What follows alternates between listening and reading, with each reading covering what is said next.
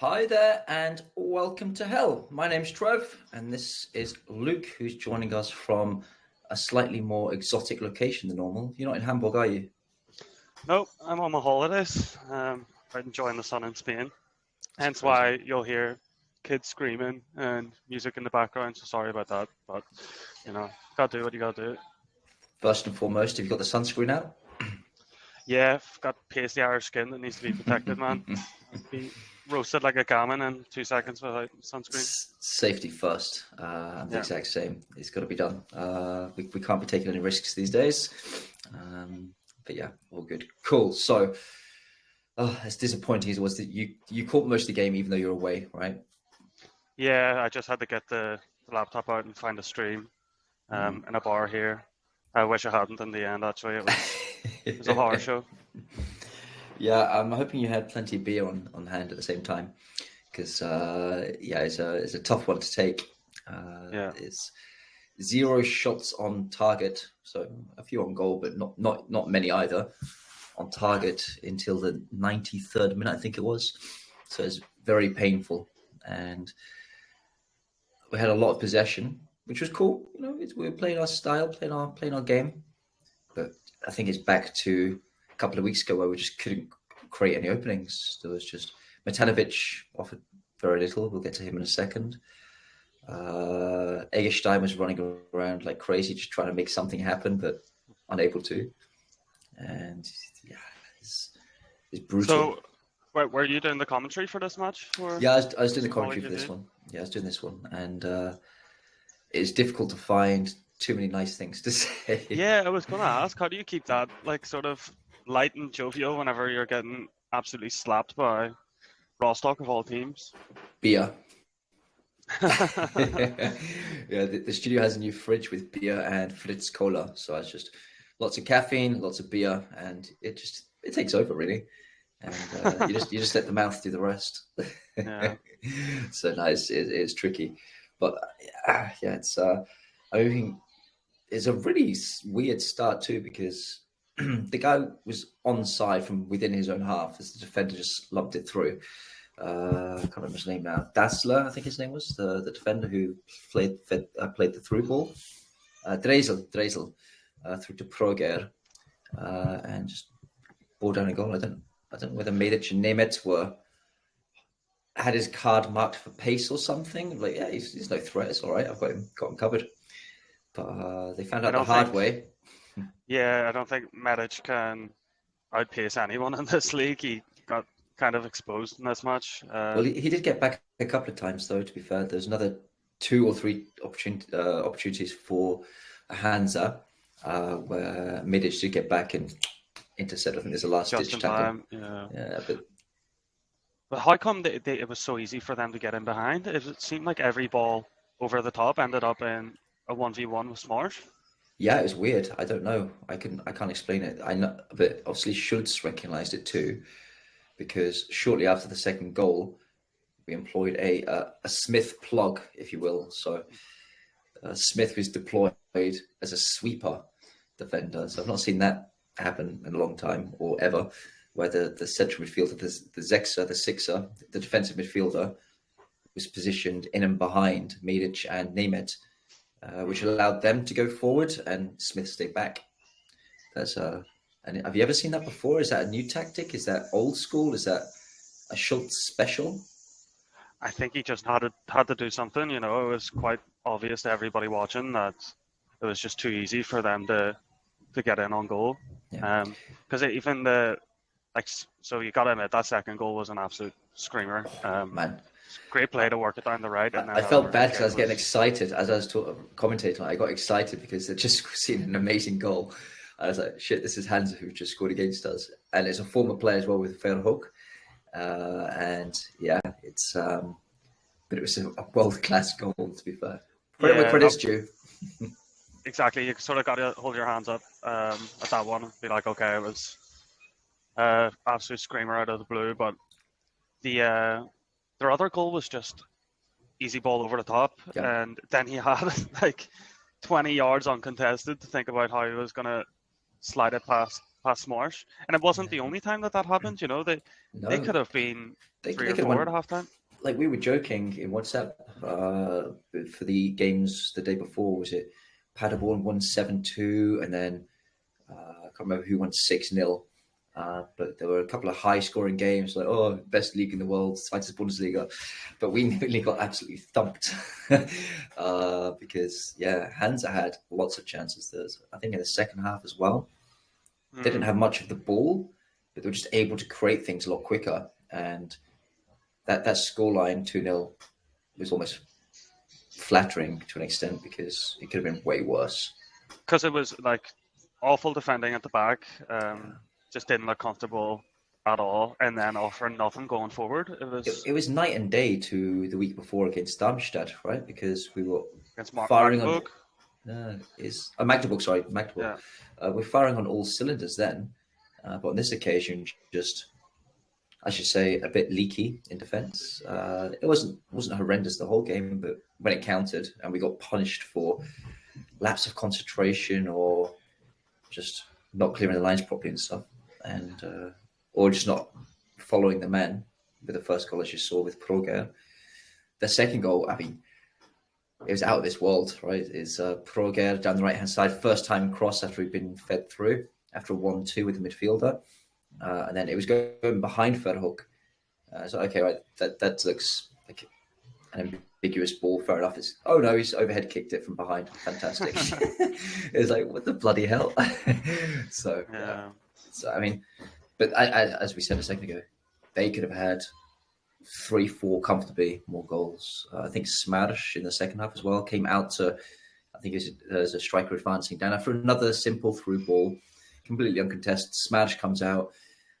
He was I think he was trying to make himself big, so his arms and legs were sprawled, and it hit him on the trailing left thigh, which diffused that situation. But that was towards the end as well, when we were controlling the game a bit more, but still not creating anything.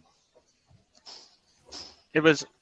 I don't think we can completely blame the players on this one. They had obviously no one for St. Pauli had a good game, but it's got to point the finger at the Timo Schultz at some stage as well, because it was just a catastrophic failure from start to finish. So he's got to bear some of the responsibility. If there was any one thing or two thing.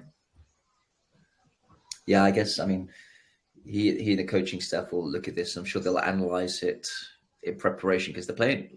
Up next is Paderborn, right, who are scoring goals for fun.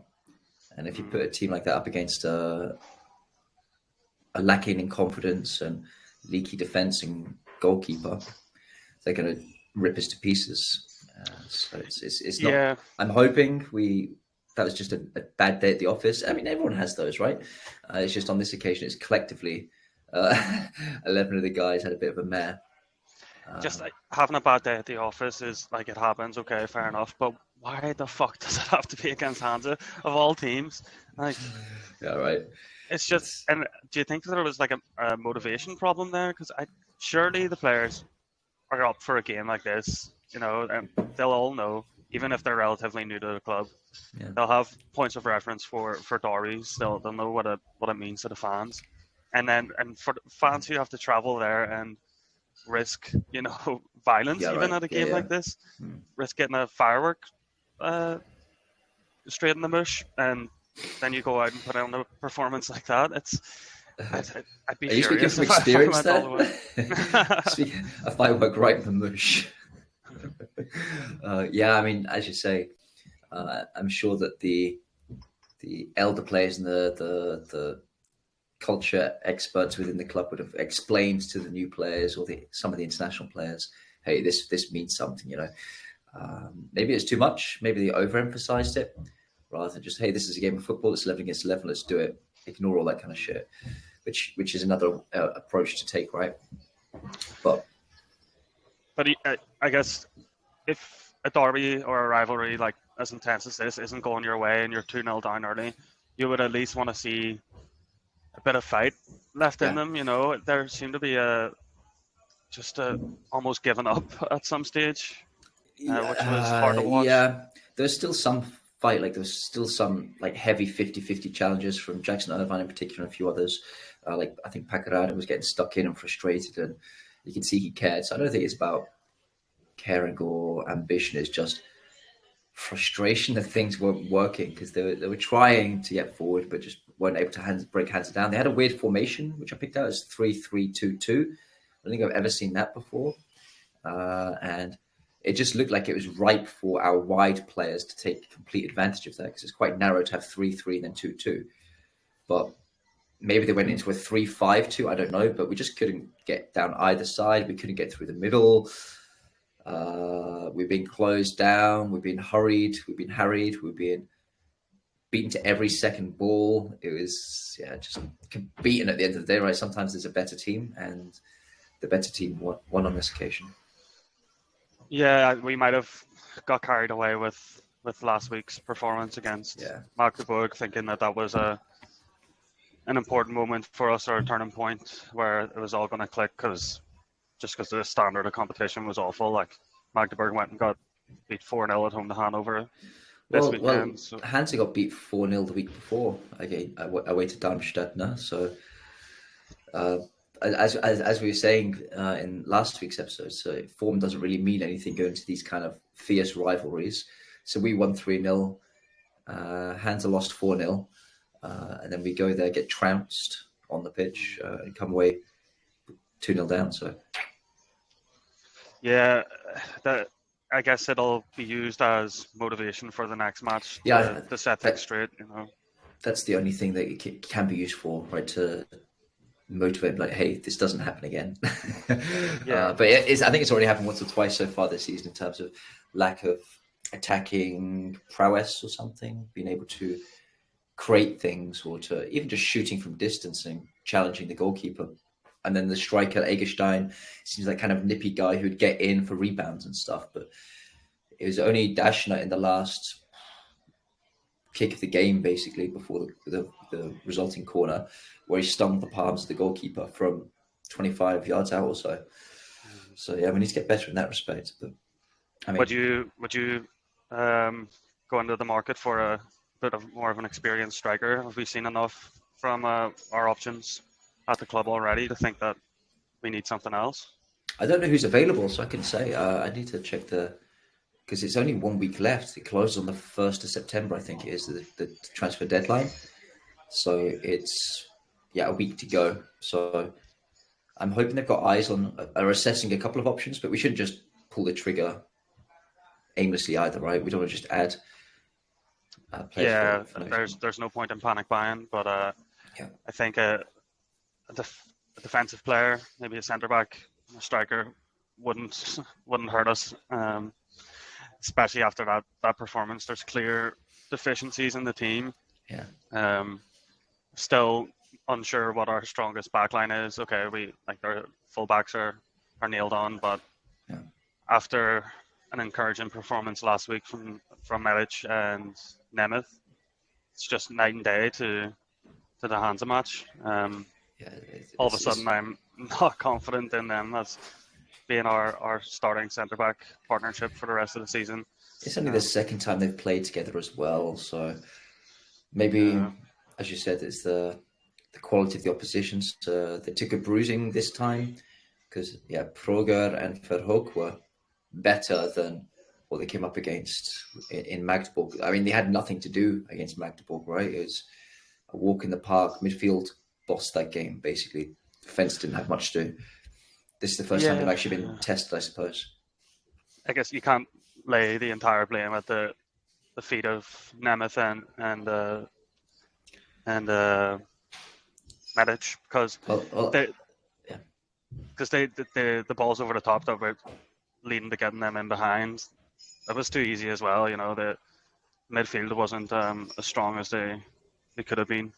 Well, in the first half, I think Proger was running in behind Nemeth, and Nemeth was goal side, and the ball was coming up and over him, and he slipped, and then Proger was free on goal. He obviously shot over on that occasion, so that was good. But that could have been, we could have been 4-5 down at half time. Oh, there was some comical defending, like it was Keystone Cops back there, to use an old cliche. And I think that sort of, if it happens early, that sort of uncertainty sets in to the team and galvanizes as the match goes on, where they're just like, oh shit, if they're attacking, we're a bit lost. There's that sort of mentality. It's really tough to get a strong defensive mentality, and it's so easy to lose it. It can go from one game to the next. You just have a couple of bad mistakes, and all of a sudden you're thinking, shit. Well, it can happen any time of the game. If you make 2 errors in a row, or maybe even 3, then all of a sudden it's like, oh crap, this isn't my day. Head goes down. Totally out of the equation. I mean, and you're saying earlier, it's easy to just blame the defense, but I mean that's coming from an attacker. I think you guys always just blame the defense, right? Yeah, it's the defender's fault. Their job to keep clean sheets. They're not doing it, But then on the other side of that, what the fuck are we doing with Matanovic? I said last week that I wouldn't have started him because he's super young, short on confidence, and then going into this huge match away from home. And he, again, just looked like a lost little boy. Like, I hate to say it. I do think he's talented, but I don't know how he's going to turn this around. You just mentioned about confidence. So, yeah, being trusted to start the game. But then he's substituted after 40 minutes. Yeah, that's a tough one to take. That's not going to have a positive impact because it's the 55th minute, I think it was, last time out. And now the 40th minute. So it's getting less and less like starting games, but then coming off before half time is a huge kick in the nuts for anybody, unless you get injured yourself. But he seemed fit. He just looked a bit dejected, and as you said, wasn't having the impact that we expected. So, and it could have been useful in a match like this, just to get the ball up to him and hold it up, just to get bodies in their half and put the pressure on a bit. But he just offered nothing at all. And Timo Schultz obviously recognised that and hooked them off in the first half. Yeah, I mean, I think you'd suggested starting with Otto and then bringing Matanovic on for the last 20 or so, but because the only time he'd ever showed any sign of promise this season was coming off the bench against Kaiserslautern, wasn't it? And he became a real focal point, and he was getting shots away. Yeah, that's true. Yeah, that's right. And he really, that's when we were really struggling on the attacking side of the game. And then you're right, he was injected in, and I think he's the only one that was able to get any shots on goal. Like he did make a menace of himself. So yeah, maybe that's the role he plays, at least short term, until he figures himself out and establishes himself as a starter again. Because I think that's his last. I'd say that's his last chance now. Like it's up to Otto to step in alongside Egerstein, and or even Amagnedo as well. He came on. Yeah, but did he do anything though? No, that's also true. See, that's the problem, is that there's no like obvious replacement for Matanovic right now. He can't start. That's obvious right now. After that performance and what we've seen so far this season, can't be relied upon to be starting games right now. But who do you play up there?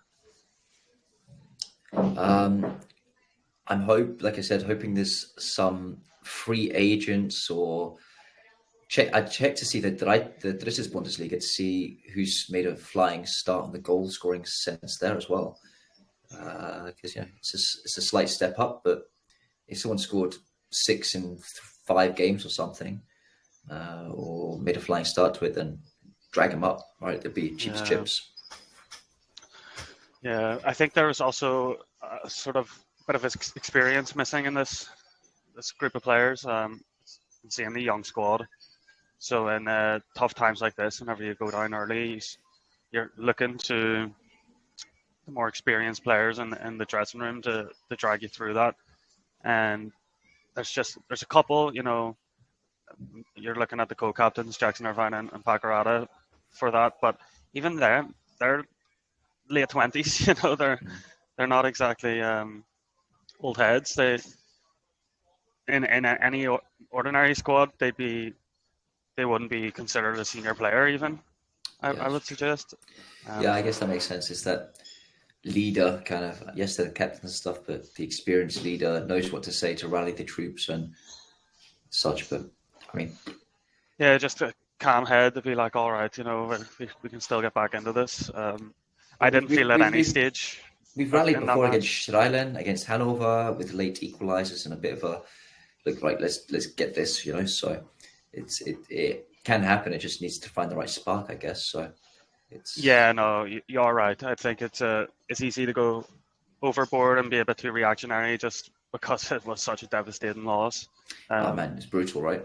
It's just the manner in which as well, because of the lack of shots on goal and the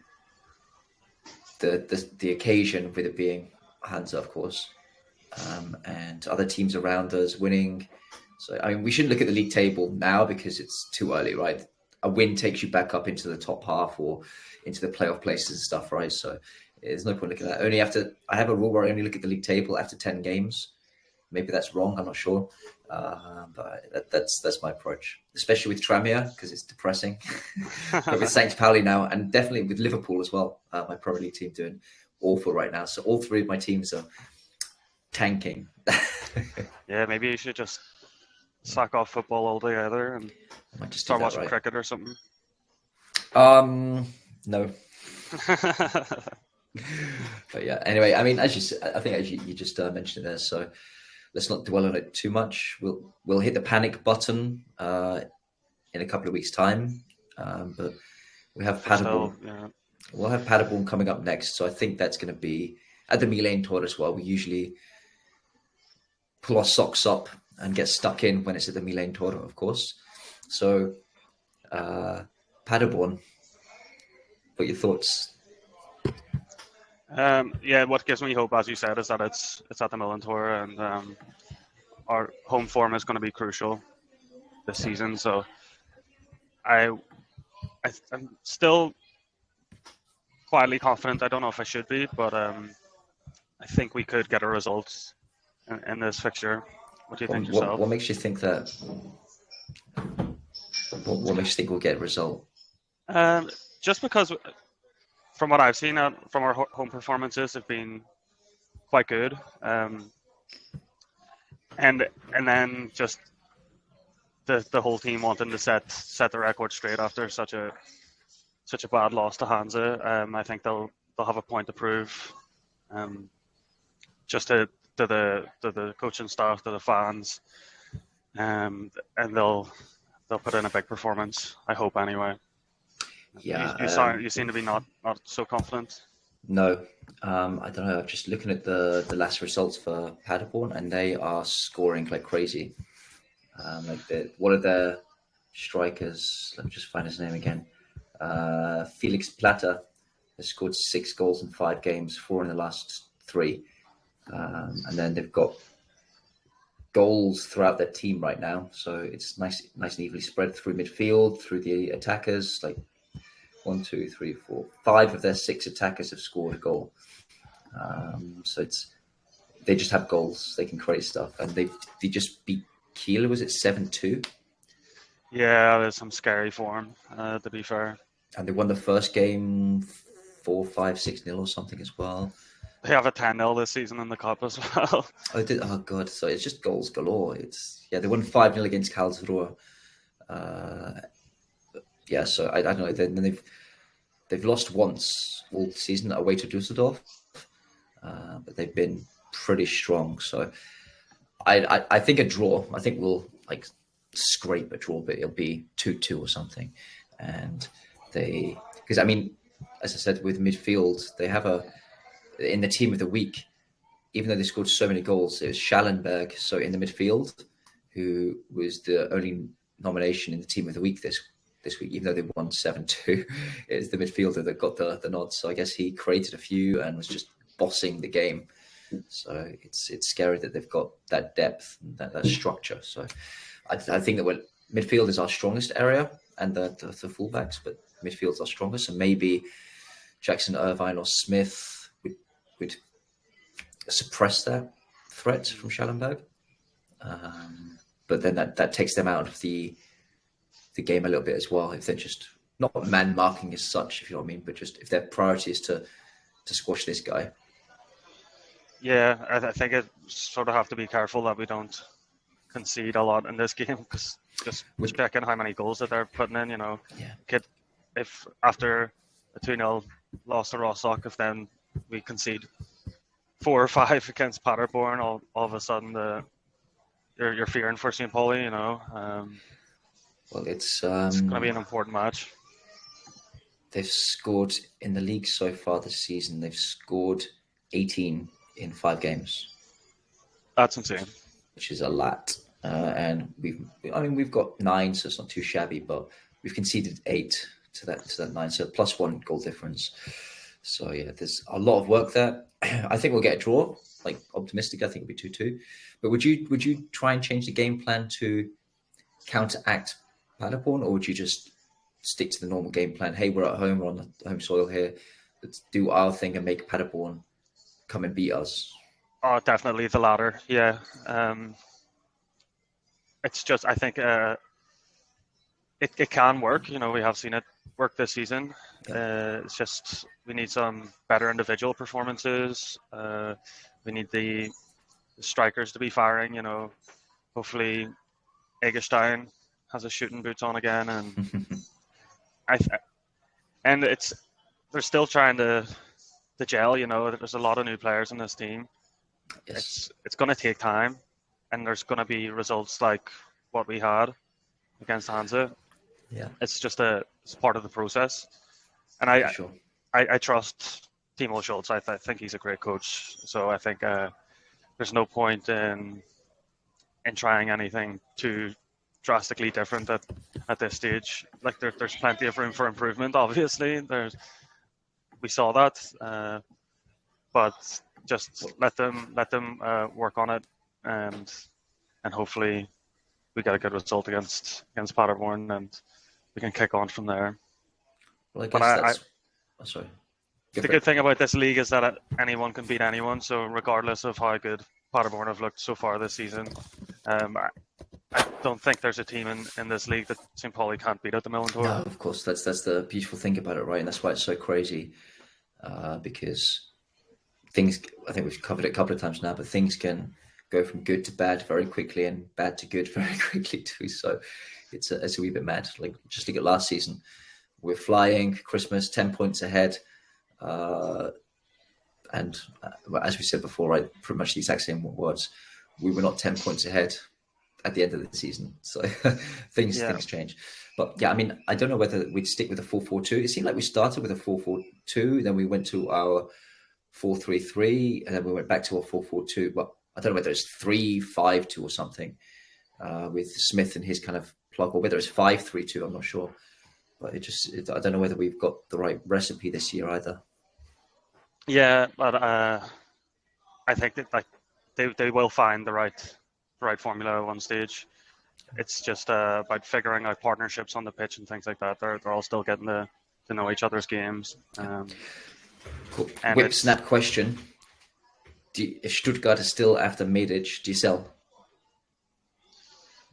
Still no, because the clock's ticking on that transfer window. Right. Yeah, there's not going to be time to get somebody else in, and then you have the problem of trying to embed them into the team once the season has already started. I think it's just too late. Yeah. I wouldn't personally. Do you think Medic has a disruptive influence on the pitch? He just seems to be grumpy a lot, and he seems to turn around and he's always berating his teammates. Is that a negative thing, or is that a good thing? Like, that's the kind of experienced leadership that we need on the pitch that we're lacking, or is that something that's detrimental to the team? It would piss me off to no end if I was in the team, I'll be honest. That's sort of, because a lot of the time it seems like posturing or playing up to the fans, or being like, oh, look how much I care. Right. And don't get me wrong, I'm sure he really does care, but not more than other players. And screaming your head off and shouting at people isn't the only way of showing how much you care about this team. Because I prefer if he let his football do the talking. Yeah, exactly. It's not as if he's angry with himself. He's angry with those around him, like saying, hey, you didn't do your job properly. Yeah. I mean, when I play football, I get very angry at myself. I refuse to get angry at other people. It's just myself. But I don't know. I would personally, I think, as you just said as well, I'd find that a little bit of a frustrating kind of thing for my teammate to always be berating me. But, Especially someone who is known to have a bit of a clanger every other game themselves. And whenever he fucks up, you don't see the team turning around and giving him pelters. I think Smash is pretty on top of that. Oh, Actually. yeah. He's But no, you don't see Jackson Irvine or Pacarada too much just berating the others. It's typically Medic and Smash. So that's why I just want to ask, like, do you think that we'd seize this opportunity and like, okay, right, Medic, we need a. But I think he adds more to the team than he takes away with that kind of petulance or grumps or something, or whether it's something the team needs to drive them. Yeah. No, I think he is a good player, but I think they have to sort of recognize his strengths and his weaknesses. Like, he's quite clearly very good in the air, but he does turns like a bus. He's a bit of a unit, and he's not the quickest. So playing such a high line, it's a dangerous game. Like, he did get back a couple of times, but he was like last ditch, like just about made it. You could tell that like the pace isn't there, and if teams can target that, then it's a big problem. Is it Chiellini who is quoted as saying, like, hey, if I have to defend, I haven't done my job properly, or if I have to make a last-ditch tackle, I haven't done my job properly, or something? Just a typical awesome response to, hey, that's an awesome last-ditch tackle, hey. Yeah. I obviously didn't do my job properly if I had to do a last-ditch tackle, did I? And obviously, I can't really blame Medic too much. He's still trying to form a partnership with Nemeth, and it's tough to constantly have a different partner back there, and adapt to to new players all the time. He's still maturing and evolving, as you pointed out a week or two ago. So it's difficult to be evolving and learning yourself, and then be coaching or, like, I don't know, evolving relationships and stuff with somebody. Normally you've got a senior person there to help you reach that kind of level. Yeah, he's only 23 or something, right? Yeah, he's quite young, yeah. Which is mental. Because he would sort of consider him to be one of the more senior players, and to say that about a 23-year-old is insane. It's ludicrous. Yeah, I wouldn't mind a bit more experience coming in the door. I can't suggest any players that would fill that gap, to be perfectly honest. So yeah, I don't know. We'll just have to trust the process. The scouting system and Schultz's black book. I'm sure he's got a little book that he pulls out and like, right, these are all the defenders I know. Let's go. But if the squad stayed the way it is, would you be confident of having a good season, or what would you even consider a good season? Top half, I think. Oh, really? Based on evidence so far, the top half. But going into, I was hoping for the playoffs or something. Not the top two, because there's some strong teams. But I was hoping for playoff places. So third, I think it is. Like at the start of the season, I think we mentioned it before. St. Pauli were like third favourites to get promoted, which I find a bit surprising considering the massive changes at the club over the summer. So many outgoings and incomings in terms of players, and I guarantee they're not third favourites to go up anymore. No, I'm hoping it's just not third favourites to. But the bookies don't know anything anyway, so that's fine. Yeah, true. That is true. No, I think you're right. Like mid-table might be a transition season where. Well, top half. I was thinking like 6th, 7th, 8th, or something. So, yeah, just inside the top half. Yeah, a promotion push would be great. Something to get excited about and to cling on to and have a beer and chat about and stuff, and not just be, oh, we lost to Hansa, oh, we lost to X, oh, we lost to Y, because that gets tiring very quickly. And with Hamburg's weather coming up in winter, we don't need more depressive topics on our plate. We want good results on the pitch, and that'll help us get through the drab winter. Fuck the league anyway. We're gonna win the Pokal and be playing in Europe next year. So the league is really a secondary thought. I don't know who agrees with you there, but maybe that's a lonesome. You got to shoot for the stars, man. It's, yeah, okay. Europe. Would you be happy playing third league and in the cup in the Europe next year? Well, sacrifices have to be made for for cup runs. God, all right, fair enough then. Cool. Did you put a scoreline down? Are you picking your? I guess I'll just pluck one out of my arse now. Let's go for. I can't go for a defeat, can I? One each. One each. Okay, all right. I've gone two each. Any specific players to look out for? Any things on the St. Pauli side that you want to observe? Who's going to start up front will be interesting. Yes. Whether or not whoever we have up there, if they perform or not, that'll be interesting. Hopefully, Smarsh has a quiet and uneventful match. Yes. But as we talked about, Paderborn are firing here, so I think he's going to have a lot to do, and hopefully he's solid, has no more big clangers. If we can keep them out, keep it to only one goal, then I'm confident that we can get one ourselves and get a point out of it at least. I'm hoping he has his Weetabix or his bowl of muesli or whatever that morning, just so he's completely switched on, ready to go. And what about you? Did you went two each? Yeah. Yeah, two each, and I think there'll be 2 or 3 changes. So, I think you're right. Yeah, I could see that. Definitely. I think Matanovic is going to be on the bench, but then also I think it might be the case that Smith playing centre back alongside Medic. I think so? Can do that. I think so. But he's so important to our midfield, though. Yeah, but if you're conceding so many goals, then I think we've got extra reserves in central midfield. So I think we'd put another central midfielder in there alongside Jackson and Hartl. That's my extreme case, right? Otherwise, it'd be the exact same as just Matanovic. But I think we'll drop Smith or maybe even Jackson Irvine into centre back, and then have another central midfielder alongside those guys. Or we play 4-4-2 with a winger. Gee, that's very risky to be putting a midfielder in centre back. I subscribe to that. I'm thinking because they're especially Jackson. He's solid in the air. He reads the game very well. He anticipates stuff.